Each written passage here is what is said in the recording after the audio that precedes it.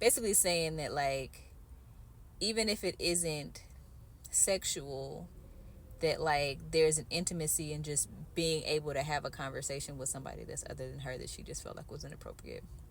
And I remember that. Like, I remember being like, if he can find some type of emotional intimacy inside of another interaction with the woman, that it threatened my position. Like, it made it put our relationship in danger, that he could go to somebody else and talk to somebody else.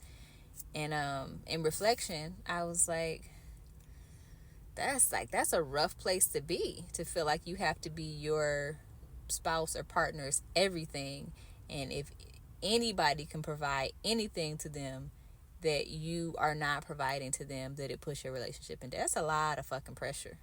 And I remember trying to, like, change myself in order to be that. My ex was, like, really into, like, history and, like, revolution, and reading about, Malcolm X, reading the Kwame Ture. He was just really into, like, African American history.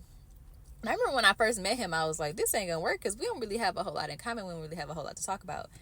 But we ended up in this African American history. We met in college. We ended up in this African American history class that probably is the reason why we ended up staying together, because it gave us something to talk about. Because I'm gonna do my damn homework, and I'm gonna read my readings.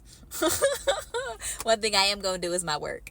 So, like, it gave us an opportunity to have conversations about, like, the same text. And I have a brilliant mind. Like, I have a sharp mind. I can read things, I can interpret them, I can analyze it, I can pick apart what I don't like, I can critique it, like. And I feel like he fell in love with that. I feel like that was probably, he's a Virgo, so that was probably sexy as hell to him. And I feel like that kind of bridged this gap of us not having a whole lot in common, and kind of helped us get over it. Fast forward in our marriage, I had kids and responsibilities, and how I just had too much going on to really, like, keep up with, like, the articles that he was reading, the books that he was reading. I just didn't have the time or capacity. And I feel like he had the time and the capacity because of the shit that I was doing, to be honest.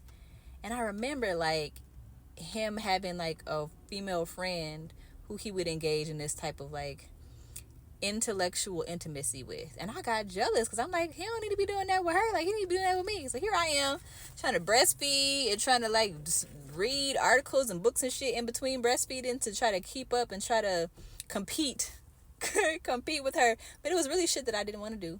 It was shit that I didn't want to read.